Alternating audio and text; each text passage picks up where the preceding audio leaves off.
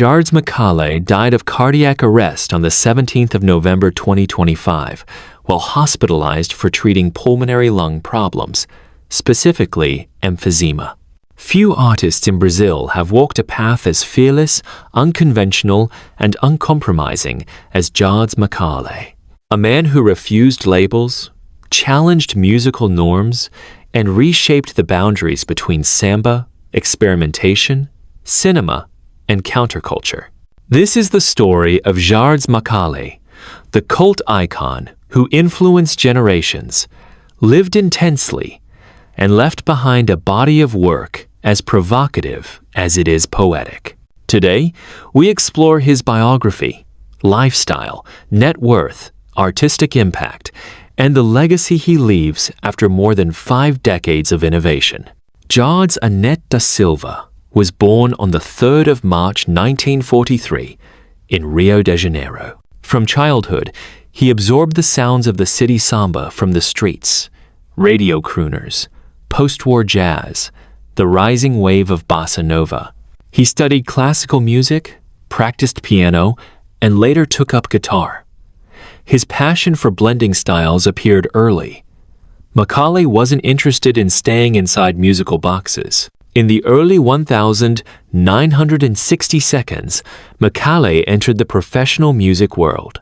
He began composing, arranging, and performing in small circles, building a reputation for his intense personality and original style. He worked as a sideman and arranger, slowly forming a group of artistic collaborators who believed music could and should provoke. This would lead him into one of the most explosive moments in Brazilian cultural history.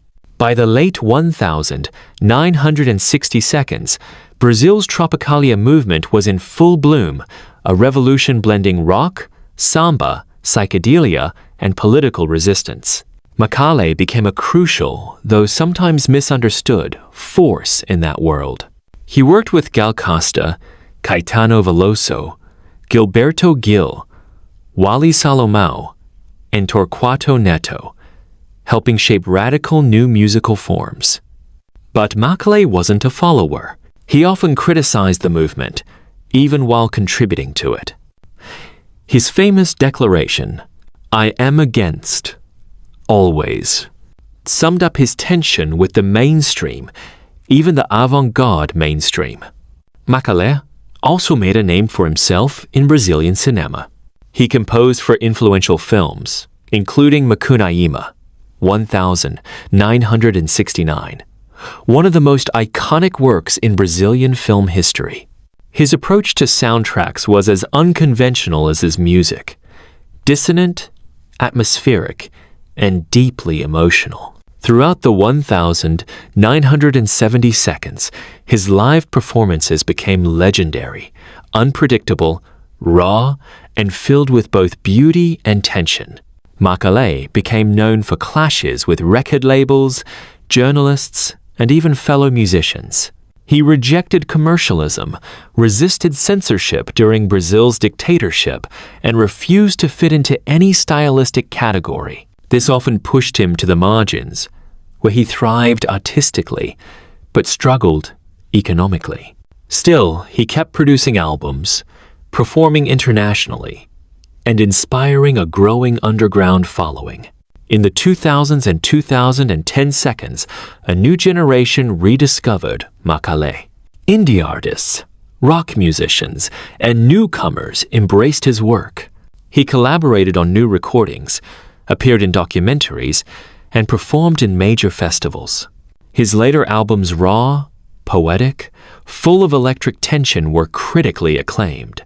Until his final years, Macale remained sharp, funny, and fiercely independent. Macale lived a bohemian lifestyle nights filled with music, poetry, bars, and long conversations. He was known for simple daily habits, deep love for Rio's urban life, a circle of artists, poets, and filmmakers, no interest in luxury, living modestly despite fame.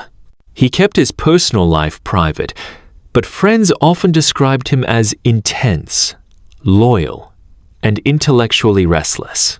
He avoided the commercial celebrity world, prioritizing art above everything. Macale was not a commercial pop star. Financial estimates vary.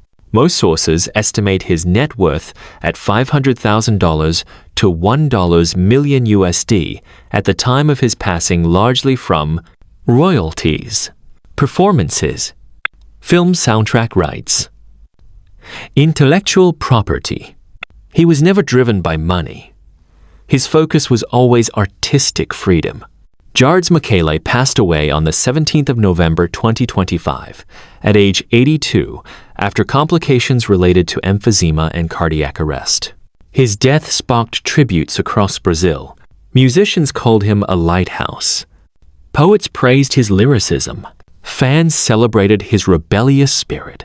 He left behind an unmistakable mark on Brazilian culture. Macalé's legacy is vast. One of the most original voices in Brazilian music. A pioneer of artistic freedom. A bridge between Samba tradition and avant-garde experimentation. Mentor and influence to generations. His songs continue to be covered, sampled, and rediscovered. His artistic courage inspires musicians who choose authenticity over conformity. Jards Macalé didn't just make music, he made a statement. Art must be free. This was the life of a rebel, a poet, and a visionary. A man who challenged expectations and reshaped Brazilian music forever.